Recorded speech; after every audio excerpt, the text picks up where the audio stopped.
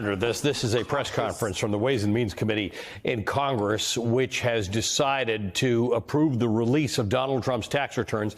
As you will recall, they have been handed over by the IRS to Congress, or by the Treasury Department to Congress. And Ryan Neal is now saying that they're going through them to see whether anything needs to be redacted.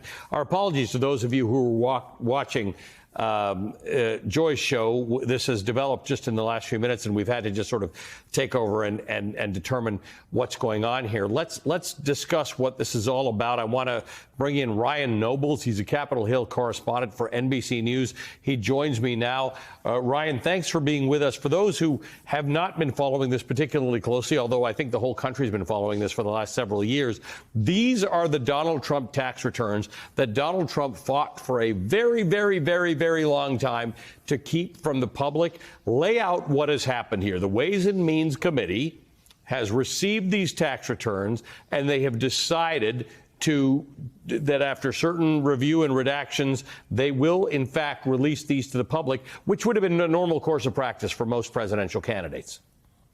Yeah, and Al, if you go even further back, Donald Trump actually did say that he wanted to release these to the public when he initially was a presidential candidate, but said that he was unable to because he was being audited by the IRS. That was a long time ago. That audit has since been completed.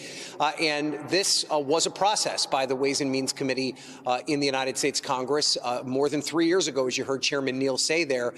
They requested access to this information for a number of reasons. They wanted to see whether or not there was any conflict of interest between the former president's business dealings and his work in the White House. And they also believed it was important for public transparency for a candidate for president. And the Supreme Court agreed with them. Now, what we still don't know yet is the form and fashion in which this information will be released. And that was something Republicans complained about in their press conference prior to what Richie Neal and the Ways and Means Committee Democrats unveiled, saying that they weren't exactly sure what they were agreeing to here, or not agreeing to in the case of the Republicans. We know they're going to release a report of some kind about their investigation into Trump's business and personal finance record as it relates to his presidency, and that there will be supporting documents attached to that said report.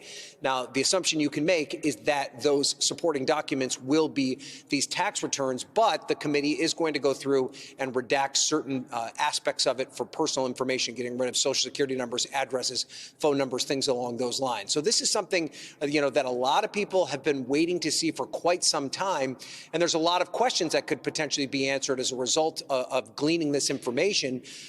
What type of businessman was Donald Trump? Was he really as successful as he said he was? Did he pay all the taxes that he should have paid if he were such a successful businessman?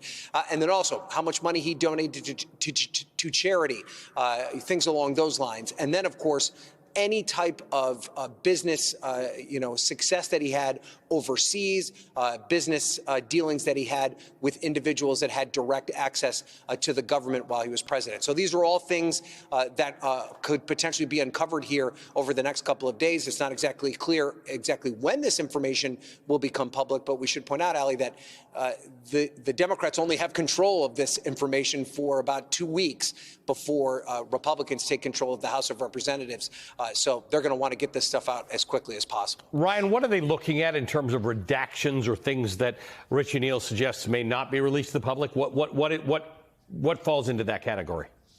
Yeah, I mean, that's a good question, and they're not 100% clear. They weren't 100% clear about that. I mean, we know, the most sensitive information will be redacted. That would mean Social Security numbers, addresses of specific people that were involved in, because keep in mind, this was not just the former president's personal tax information, but it was also tax returns that were associated with some of his businesses. So anybody that was connected to his business whose personal information may be involved in that. We know that at a base level, that could be redacted, but there could be other information that they view, because keep in mind, what they're going to do is issue a report about what they have discovered through the course of this process, and that the tax information will be supplemental information connected to that report. So there may be information within these taxes that could be somewhat superfluous, that they don't find necessary to their overall conclusions of these report, that may not be a part of it. But that still remains to be seen, and that's something we may not know until they actually issue this report here in the